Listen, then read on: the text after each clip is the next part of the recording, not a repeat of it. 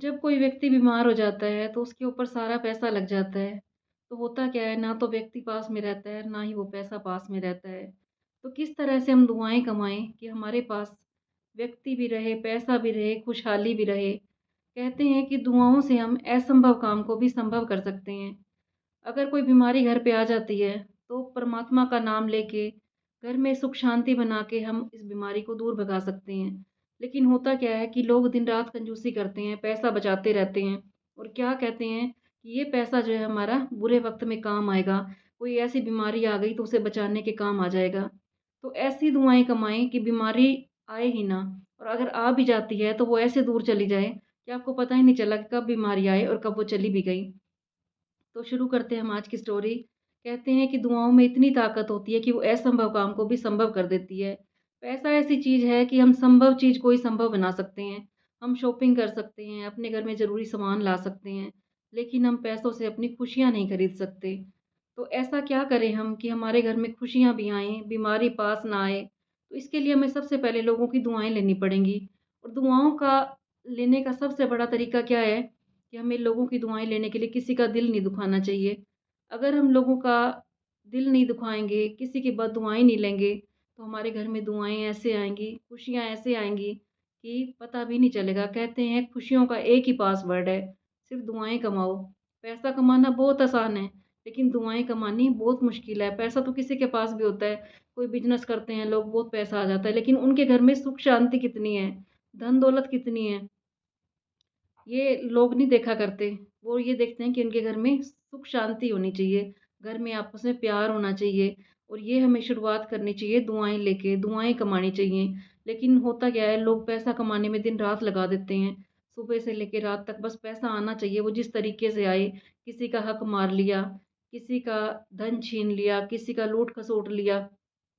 वो लोग ये सोचते हैं कि सिर्फ़ पैसा होना चाहिए, उनको दुआओं से मतलब नहीं होता। ये उनको मतलब नहीं होता कि ये पैसा कहाँ से आ रहा है। तो पैसे के साथ-साथ हमें दुआएँ भी कमानी चाहिए। जैसे हम किसी ऑफ़िस में हैं और हमारे आगे स्टाफ़ है, तो हम उनके साथ क्या बोलते हैं।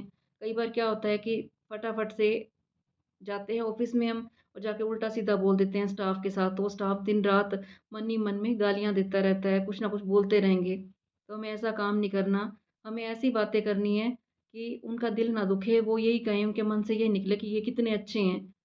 कई बार क्या होता है, किसी से पैसा छीन लिया, किसी का लूट लिया और वो हम फिर दान पुण्य में लगा देते हैं। तो ऐसे दान पुण्य का कोई फ़ायदा नहीं। अगर आपने दुआएँ कमानी हैं तो हक की कमाई करके, नेक कमाई में से करके, अगर आप थोड़ा भी कमाते हो, तो उसमें भी आपको बरकत देगा पैसा। अगर आपने किसी का दिल दुखा के पैसा कमाया है, किसी का छीन लिया है, तो वो पैसा आपके पास थोड़े दिन के लिए आएगा। तो आपको ये देखना है कि आपने पैसा कमाया है या दुआएँ कमाई हैं, तो दिन-रात नज़र रखना कि आपके पास जो पैसा आ रहा है, वो किस तरह से आ रहा है।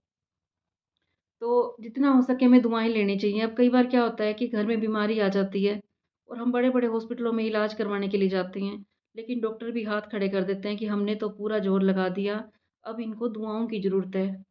दवाओं की ज़रूरत तो हमने पूरी कर दी, बहुत दवाएँ दे दी इनको, अब इनको दुआओं की ज़रूरत है। फिर लोग क्या करते हैं, मंदिरों में जाएँगे, दान करेंगे और जाके इधर-उधर लोगों को खुश करने की कोशिश करेंगे। तो क्यों ना, जब आपके घर में सुख शांति है, ये दान पुण्य आप तभी करें, और दान पुण्य भी करें अपनी नेक कमाई में से। अपनी कमाई को चेक करें, इस कमाई से किसी का दिल तो नहीं दुखा या हमने किसी का हक तो नहीं मारा।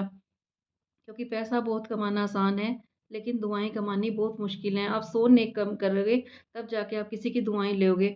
अगर आपने किसी का दिल दुखा दिया, किसी का हक छीन लिया, तो वो आपको दिन-रात बददुआएँ देगा। और जब वो आपकी किसी की बददुआएँ ले लेते हो, तो वो हमारे किस्मत के सारे द्वार बंद कर देते हैं और कहते हैं, मनी ब्लॉकेज का यही कारण होता है। जब मनी ब्लॉकेज आ जाती है, तो फिर आप मंदिरों में जाओ, दान पुण्य कर लो और लोगों को खिला लो, लंगर करवा लो, तीर्थ स्थल पे जाओ, तो फिर कोई फ़ायदा नहीं होगा। इसी पे एक स्टोरी सुनाती हूँ मैं आपको। होता क्या है, एक बार, ये सच्ची घटना है जो मैं आपको सुना रही हूँ।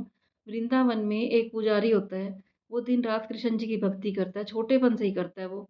तो उसके अंदर इतनी शक्ति आ जाती है कि वो सबको बताने लग जाता है कि तुम्हारे घर में ये होगा, तुम ये काम करो, तो उसके पास भीड़ लग जाती है।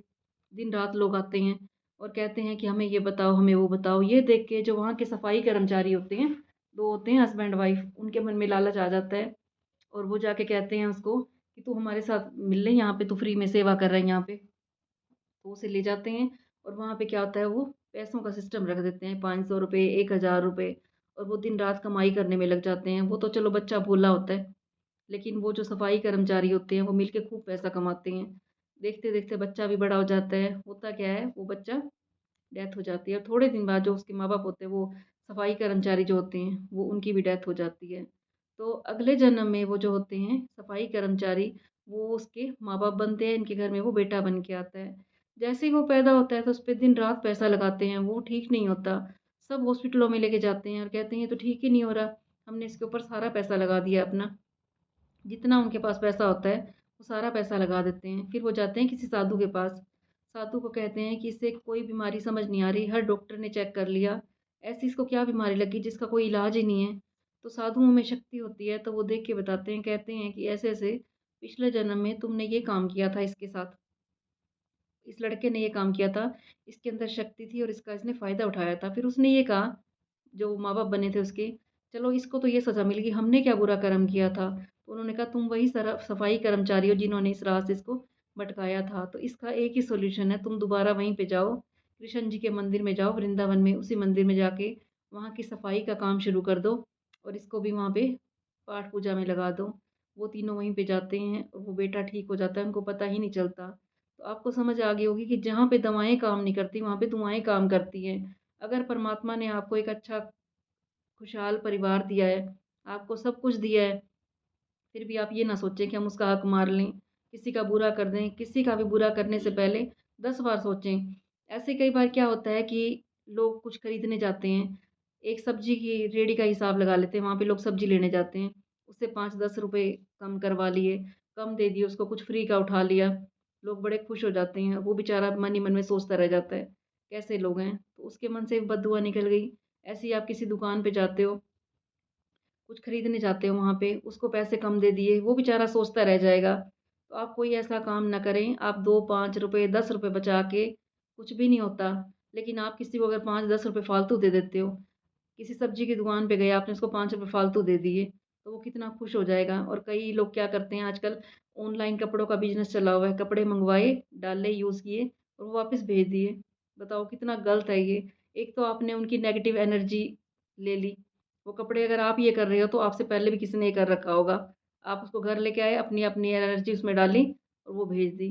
तो कोई ऐसा काम ना करें, आपके घर में नेगेटिव एनर्जी आ जाए, किसी की आँसू आपके पैसों में छिपे हुए हों, तो ऐसा काम आपने करना है जिससे पैसे के साथ-साथ आपके यहाँ पे दुआएँ भी आएँ। अगर दुआओं से कमाया हुआ पैसा आपके घर में है, तो वो पैसा आपके घर में सुख शांति लेके आएगा। और इतनी अच्छी मैंने आपको स्टोरी भी सुनाई है, जो है सब यहीं का यहीं रह जाना है। कमा लो तो सिर्फ़ दुआएँ कमा लो, लोगों की खुशियों का कारण बनो। कहते हैं सबसे बड़ा कर्ज़ है, मैंने लास्ट वीडियो डाली थी कि सबसे बड़ा कर्ज़ क्या है? सबसे बड़ा कर्ज़ है किसी की आँखों में आँसू आना हमारी वजह से। और आपने कितने दान पुण्य किए हों, अगर आपने किसी का दिल दुखा दिया, किसी की आँखों में आपकी वजह से आँसू आ गए, तो सब दान पुण्य आपका वहीं पे ख़त्म हो जाएगा। अगर आपने किसी को हँसाया है, किसी के चेहरे पे मुस्कान लाई है, किसी को सही राह दिखाई है, तो ये सबसे बड़ा आपने पुण्य का काम किया है। तो ऐसा काम करें कि आपकी वजह से लोग खुश होएँ। कोई आपको गालियाँ ना दे, कोई आपको बददुआएँ ना दे। कहते हैं हम अगर बददुआएँ लेते हैं, तो उसका असर हमारे बच्चों की ज़िंदगी पे भी पड़ता है। अगर हम अच्छे काम करते हैं, तो उसका फल हमारे बच्चों को भी मिलता है। कई बार आप देखोगे कि किसी के बच्चे होते हैं, उन्होंने सोचा भी नहीं होता कि हम इतनी तरक्की कर जाएँगे और वो बच्चे पता भी नहीं चलता कब बड़े होके इतनी अच्छी लाइन पे लग गए। और कई बार आपने ये देखा होगा कि कइयों के माँ-बाप बहुत अच्छे काम कर रहे हैं और बच्चों ने जो है वो गलत लाइन पकड़ लेते हैं। तो होता क्या है, कुछ हमारे पिछले संस्कार भी होते हैं। तो आप जो काम आज कर रहे हो उसका फल हमें भुगतना ही है। कर्म से तो भगवान ने भी पीछा नहीं छुड़ाया था। कहते हैं आज के टाइम में दुआएँ बददुआएँ हो गई हैं, पहले के टाइम में ये वरदान और अभिशाप होया करते थे, जिसको लोग श्राप बोला करते थे। पहले लोग श्राप दे दिया करते थे और अब लोग बददुआ दे देते हैं। तो ऐसा कोई काम ना करें कि हमें बददुआएँ लेनी पड़ें, क्योंकि बददुआओं से हमारे सारे जो उन्नति के, तरक्की के रास्ते होते हैं, सब बंद हो जाते हैं, पैसे का आना बंद हो जाता है। तो रोज़ रात को सोने से पहले चेक करना, हमने किसी का दिल तो नहीं दुखाया, किसी की आँखों में आँसू तो नहीं आए हमारी वजह से। और ये भी चेक करना कि आज हमने कितने लोगों का भला किया, कितने लोगों को हँसाया, या किसी का हमने फ्री तो नहीं खा लिया। कहते हैं आज के टाइम में ये चेक करना चाहिए हमें कि कौन देवता जैसा जीवन बिता रहा है और कौन राक्षस जैसा जीवन बिता रहा है। ज़िंदगी तो सब जीते हैं, कुछ किसी का हक छीन के, किसी का हक कुछ अपना भी बाँट देते हैं लोगों में। कोई तो छीन के खा रहा है, कोई बाँट के खा रहा है, कोई बटोर के खा रहा है। तो आपने चेक करना है आप किस जैसी ज़िंदगी जी रहे हो। देवताओं जैसी ज़िंदगी जी रहे हो या राक्षस जैसी ज़िंदगी जी रहे हो। आप मंदिरों में जाते हो तो जो देवता लोग होते हैं वो ऐसे करके खड़े होते हैं। आपने देखा होगा कभी ऐसे तो नहीं खड़े हुए। तो हमें देवता जैसे बनना है, देवता बन के रहना है, हमें लेवता बन के नहीं रहना। किसी से कोई उम्मीद नहीं रखनी, किसी भी रिश्ते से। दिल आपका तभी टूटता है जब आप किसी से उम्मीद रखते हो। जब आप उम्मीद ही नहीं रखोगे तो आपका दिल नहीं टूटेगा और फिर आपको सबकी दुआएँ मिलेंगी। घर बैठे ही लोग आपको दुआएँ देंगे। और जब दुआएँ मिलती हैं ना, तो आपके घर में ऐसी खुशियाँ आ जाती हैं चारों तरफ से खबर ही अच्छी आएँगी। आपको पता ही नहीं चलेगा कि आपके घर में कहाँ से खुशियाँ आ रही हैं। दिन-रात खुशियों की खबर सुनने को मिलेगी। फ़ोन पे भी घर बैठे लोग आपको ब्लेसिंग देंगे, किसी के साथ आपने अच्छा किया तो। और रात को ये भी चेक करना कि सुबह उठ के आपने किसी का भला माँगा या नहीं माँगा, घर बैठे सबका भला माँगना, सबसे क्षमा याचना करना और परमात्मा से हमेशा यही माँगना कि मुझे किसी का हक छीना हुआ ना मिले। मैं अपनी कमाई का लूँ, हमारे घर में बरकत आए, हमारे घर में खुशियाँ आए। पैसा तो सबके घर में होता है, लेकिन खुशियाँ किसके घर में कितनी होती है, शांति किसके घर में कितनी होती है। हम पैसा कमाते किस लिए हैं कि हमारी ज़िंदगी में सुख शांति हो और सुख शांति किस वजह से आएगी जब हमारे घर में ये जो पैसा हम कमा रहे हैं, दुआएँ कमा रहे हैं, ये किस वजह से आई हैं, कितने हमने पुण्य काम किए हैं। अगर आप पुण्य के काम करोगे तो आपके बच्चे भी करेंगे, जो आप काम कर रहे हो, आपको देख के आपके बच्चे भी सीखेंगे। तो बताना आपको मेरी वीडियो कैसी लग रही है? अच्छी लग रही हो तो इसे लाइक कर देना और जिसने अभी तक मेरे चैनल को सब्सक्राइब नहीं किया, वो सब्सक्राइब भी कर देना। कल फिर मैं आऊँगी आपके पास एक और अच्छी वीडियो लेके। बताना, कमेंट बॉक्स में ज़रूर लिखना, मुझे आपके कमेंट का इंतज़ार रहेगा।